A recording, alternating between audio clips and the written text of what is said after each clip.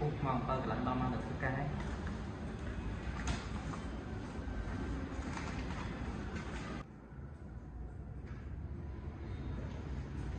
chế số tôi nghe thằng hoa tiền như thế rồi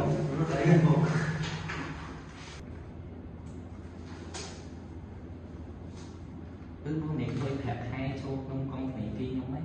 bố không su bố mấy bố không phải mà ăn mà học thấy nó không su ba chắc nó một thẹt hai là ai khai nó ngoại mang mà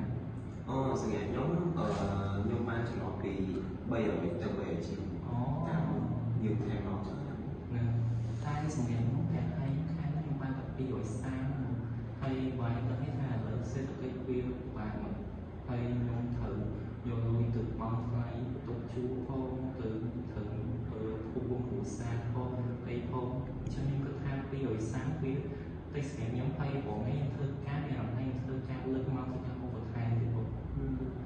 chống các tên chúng mình phanh hai và sân chỉ nhóm cho nhóm phanh hai nó thực hiện mấy ta nhóm ai cả có ba có cuối những khai qua đây ở đường cò khai qua khai bắt mong càng đi của những mấy chân của học thấy cái môn nhóm cần tha ai được sna tới hàng bề ba của nhưng ai sna tới đi phải tầm mình phải ăn được ăn qua ở từ lượng các khai ba của để sang cần tha công huấn bắt chất từ lýของการตัวโยมมาแตะตัวด้วยก่อมาแตะซีแต่บุคคลเบียนใช่ไหมchẳng chẳng mới chẳng nhóm xa là su có có chẳng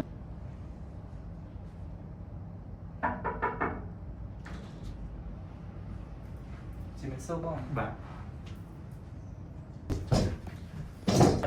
thế bong trong nhưng mà nó trong vậy thì bạn hai đẹp hai nó để sao là hai nó đẹp hai nó cứ ban tập biểu xa lên chẳng ta nhóm ai xông bong ví dụ ba rồi còn bây giờ ban đầu bong để xa thì nhóm thử do lôi từ cục cũng phụ xa nhóm hay từ thơ FC thì thấy năm mỗi sơ tập cái lớn cứ cho thôi luôn bạn đây nhưng giờ là vì sẽ kể lại chân chẳng hay khó nhưng lại hơi đẹp hai mặc hai tiền phải ok một chân học vẫn chờ nó không bạnก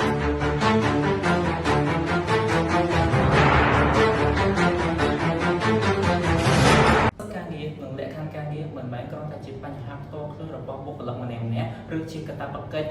សាមញ្ញរបស់និយោជកប៉ុណ្ណោះទេផ្ទុយទៅវិញវាគឺជាកត្តាគន្លឹះដ៏សំខាន់បំផុតនិងជាយុទ្ធសាស្ត្រជាយាមជំរុញសេដ្ឋកិច្ចរបស់ប្រជាណាចក្រកម្ពុជាទាំងមូលឲ្យមានកំណើនប្រកបដោយនិរន្តរភាពនិងសមធម៌សង្គមការធានាថាកម្មករនិយោជិតទទួលបាននូវការការពារត្រឹមត្រូវគឺជាទ្រព្យសម្បត្តិដ៏មានតម្លៃបំផុតរបស់ប្រទេសជាតិគុណភាពនៃជីវិតការងារឆ្លុះបញ្ចាំងពីគុណភាពនៃសេដ្ឋកិច្ចសិទ្ធិការងារនិងលក្ខខណ្ឌការងារគឺមានសារៈសំខាន់យ៉ាងខ្លាំងសម្រាប់បុគ្គលិកនៅក្នុងគ្រប់បណ្ដាប្រទេសក៏ដូចជានៅក្នុងប្រទេសកម្ពុជាផ្ទាល់បុគ្គលិកភាគច្រើននៅប្រទេសកម្ពុជាក៏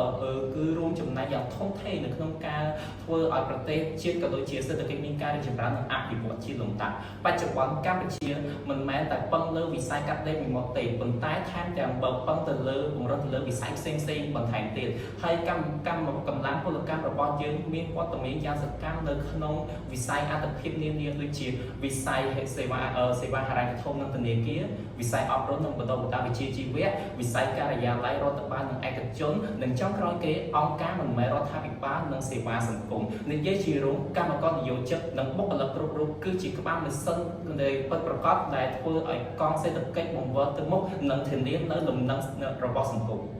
ទោះបីជាយ៉ាងណាក៏ដោយបញ្ហាប្រឈមពាក់ព័ន្ធនឹងការងារនៅតែជាកង្វល់ចម្បងដែលចាំបាច់ត្រូវដោះស្រាយជាបន្ទាន់និងដោយយកចិត្តទុកដាក់ជាទីបំផុតអ្វីធ្វើតែច្បាប់ស្តីពីការងាររបស់កម្ពុជាត្រូវបានបង្កើតឡើងនៅឆ្នាំ1997ដើម្បីផ្ដល់ក្របខ័ណ្ឌការពារផ្នែកច្បាប់ដ៏រឹងមាំសម្រាប់បុគ្គលិកក៏ដោយការអនុវត្តជាក់ស្ដែងនៅតែជួបបញ្ហាខ្វះខាតនិងក៏មានភាពខ្វះចន្លោះនៅកន្លែងធ្វើការជាច្រើនហើយក៏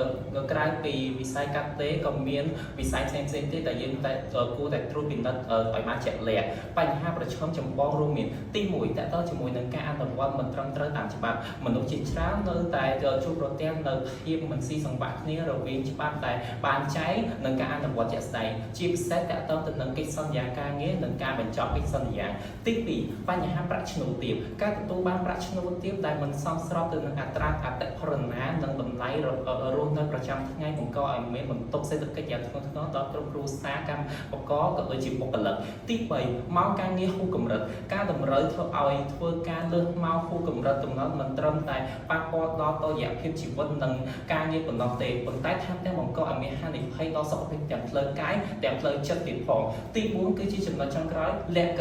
ខណ្ឌការងារដែលគ្មានសុវត្ថិភាពកន្លែងធ្វើការជាច្រើននៅតែខ្វះខាតនៅស្តង់ដារសុវត្ថិភាពនិងសុខភាពការងារជាពិសេសការការពារពីហានិភ័យនៅក្នុងការិយាល័យឬកន្លែងបម្រើសេវាសាធារណៈនានា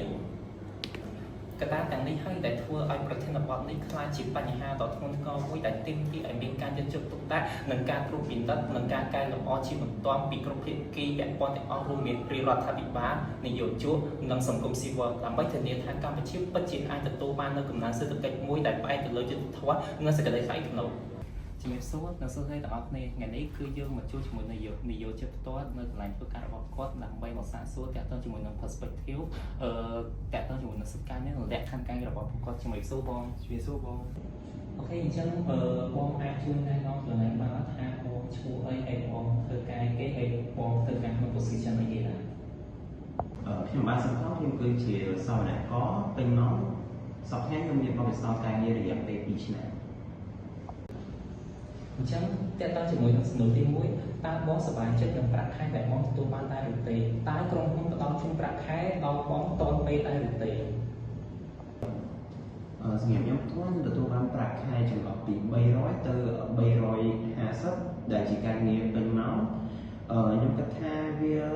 ប្រាក់ខែនេះវាសមល្មមហើយនឹងទូទៅសម្រាប់វិស័យការងារ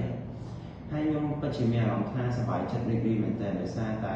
វាសមស្របទៅនឹងបទពិសោធន៍ការងារខ្ញុំផ្ទាល់និងទូនាទីបច្ចុប្បន្នរបស់ខ្ញុំដែលជាសវនករហើយចំពោះការទូទាត់ប្រាក់ខ្ញុំមានអារម្មណ៍ថាក្រុមហ៊ុនបងប្រាក់ឲ្យខ្ញុំទៀងទាត់តាមពេលវេលាត្រឹមត្រូវស្របតាមវិធានការរបស់ក្រសួងបានចែងឲ្យហើយយកការទូទាត់ពេលធ្វើឲ្យខ្ញុំមានហេរ៉ាវរបស់ខ្ញុំវាមានស្ថិរភាពល្អដែលខ្ញុំអាចគ្រោងក្នុងការចំណាយនិងទូទាត់ចំណាយនិងគ្រប់គ្រងចំណូលខ្ញុំប្រចាំខែបានយ៉ាងច្បាស់លាស់ដែលធ្វើឲ្យខ្ញុំមានទំនុកចិត្តទៅលើក្រុមហ៊ុន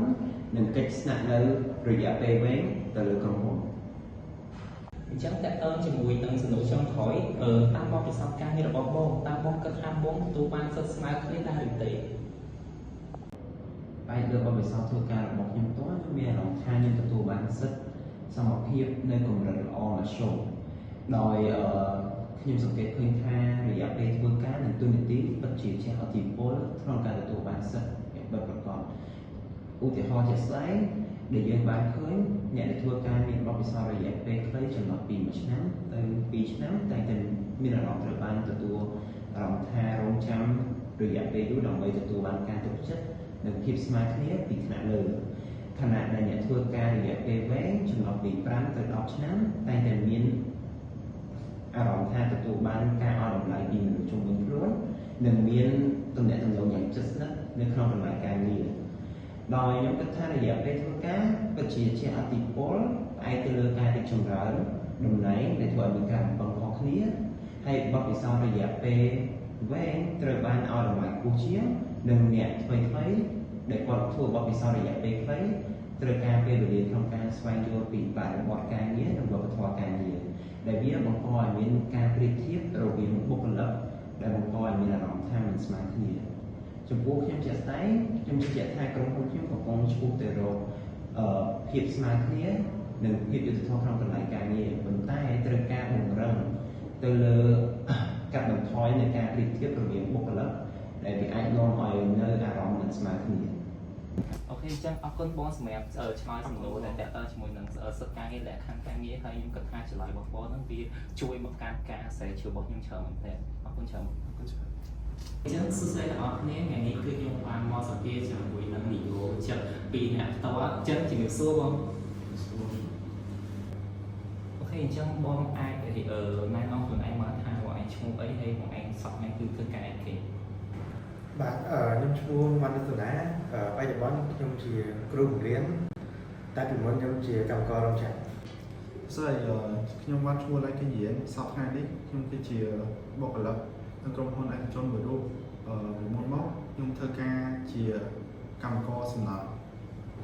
អូខេ បងចឹងតើតើជាមួយសំណួរទី1ខ្ញុំចង់សួរបងថាតើបងធ្លាប់មានការបារម្ភពីរឿងគ្រោះថ្នាក់ផ្សេងៗដែលប៉ះពាល់ដល់សុខភាពនិងសុខភាពក្នុងពេលធ្វើការងារអត់ហើយបងអាចបញ្ជាក់បានថាប្រាក់ខែឬក៏ប្រាក់ពិព័រណ៍បងសប្តាហ៍ថ្ងៃហ្នឹងគឺសមរម្យសម្រាប់បងអត់ បាទខ្ញុំគិតថាប្រាក់ខែឥឡូវសមរម្យមិនច្រើនពេកហើយក៏មិនតិចពេកពេលខ្លះខ្ញុំក៏មានអារម្មណ៍ថាបារម្ភពីសុខភាពផ្លូវចិត្តពេលដែលមានការងារច្រើននិងចំនួនខុសត្រូវច្រើនពីការបង្រៀន ចឹងសម្រាប់ការងារខ្ញុំសប្តាហ៍ថ្ងៃហ្នឹងខ្ញុំមិនមានការព្រួយបារម្ភអីទេព្រោះកន្លែងការងារខ្ញុំគឺគេធានារៀបចំមកគឺ focus ទៅលើសុខភាពផ្លូវចិត្តនិងផ្លូវកាយរបស់បុគ្គលិកគ្រប់រូបកន្លែងការងារគឺពោរពេញទៅដោយមិត្តរួមការងារដ៏ល្អពួកគេខ្វល់ខ្វាយនិងព្រួយបារម្ភពីគ្នាចេះជួយគ្នាទៅវិញទៅមក អូខេបងអញ្ចឹងអរគុណសម្រាប់សំណួរទី1អញ្ចឹងតើតើជាមួយសំណួរទី2ខ្ញុំចង់សួរថាតើបងពិសោធន៍ការងាររបស់បងតើបងយកឃើញយ៉ាងណាសម្រាប់សុខភាពទាំងផ្លូវកាយនិងផ្លូវចិត្តនៅកន្លែងធ្វើការរបស់បងហើយបងអាចប្រាប់បងមកថានៅពេលអតីតកាលបងធ្វើការខាងផ្នែកដូចជាកម្មកររោងចក្រឬក៏កម្មករសំណង់អីហ្នឹងហើយបច្ចុប្បន្នបងធ្វើការនៅក្នុងការយ៉ាងไรឬក៏ក្រុមឯកជនជាគ្រូពេទ្យអញ្ចឹងតើវាខុសគ្នាដូចម្តេចបាទ អាស្រ័យលើបទពិសោធន៍ការងាររបស់ខ្ញុំផ្ទាល់ខ្ញុំគិតថាសុខភាពនៃកន្លែងធ្វើការគឺសំខាន់បំផុតសម្រាប់បុគ្គលិកទាំងអស់ការខ្ញុំសោតធ្វើការក្នុងរោងចក្រខ្ញុំបានជួបប្រទះបរិយាកាសការងារដែលពោរពេញទៅដោយហានិភ័យដូចជាម៉ាស៊ីនធ្ងន់ធ្ងរនិងសំឡេងខ្លាំងៗនិងការខ្វះខាតឧបករណ៍ការពារបទពិសោធន៍នេះធ្វើឲ្យខ្ញុំយល់ថាការងារដែលគ្មានសុខភាពអាចប៉ះពាល់ដល់ទាំងសុខភាពនិងការធ្វើការនិងសុខភាពផ្លូវចិត្តខ្លះដែរប៉ុន្តែបន្ទាប់ពីខ្ញុំបានផ្លាស់ប្ដូរមកធ្វើជាគ្រូបង្រៀនខ្ញុំបានឃើញនៃភាពខុសគ្នាកន្លែងធ្វើការខ្ញុំមានរបៀបវិន័យនិងការប្រព័ន្ធគ្រប់គ្រងធ្វើឲ្យខ្ញុំមានអារម្មណ៍សុខភាពប៉ុន្តែខ្ញុំបារម្ភពីសុខភាពផ្លូវចិត្តវិញ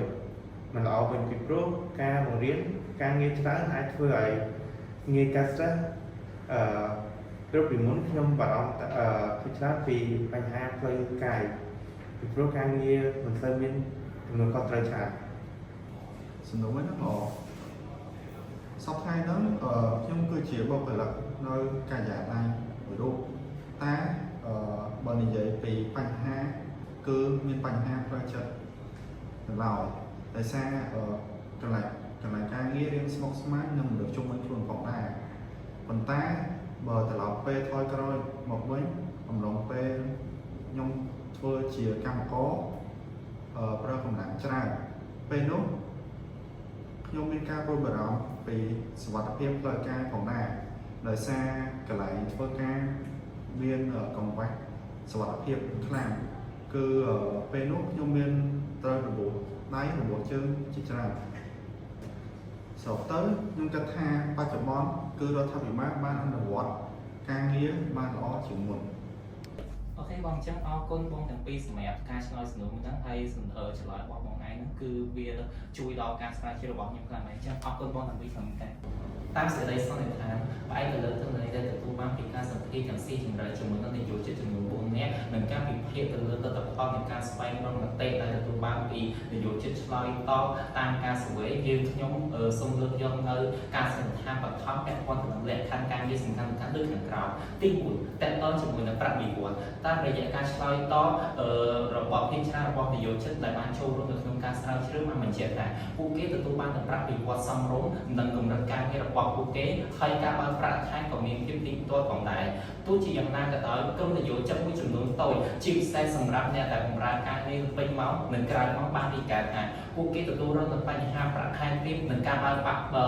បៀវត្សមិនសូវជាទៀងទាត់ប៉ុន្មានឡើយបញ្ហានេះទាមទារឲ្យមានការយកចិត្តទុកដាក់យ៉ាងខ្ពស់សម្រាប់ឲ្យធានានូវស្ថិរភាពហិរញ្ញវត្ថុរបស់ពួកគេ 2 តែតើសវត្ថិភាពការងារផ្លូវការនិងផ្លូវចិត្តជាទូទៅនិយោជិតដែលបានឆ្លើយតបបង្ហាញថាពួកគេមិនសូវជាមានបញ្ហាក្នុងតសម្រាប់ចំណុចសវត្ថិភាពនេះទេប៉ុន្តែមានភាពខុសគ្នាតាមប្រភេទការងារទី1និយោជិតដែលធ្វើការនៅក្នុងការិយាល័យក្រុមនេះមិនសូវជាមានការព្រួយបារម្ភអំពីសវត្ថិភាពផ្លូវការទេប៉ុន្តែពួកគេពេលខ្លះអាចប្រឈមនឹងបញ្ហាសុខភាពផ្លូវចិត្តដូចជាភាពស្មុគស្មាញ stress ជាដើមនិងសម្ពាធការងារផ្សេងៗដែលទាក់ទងទៅនឹងបរិយាកាសការិយាល័យទី2ផ្ទុយទៅវិញ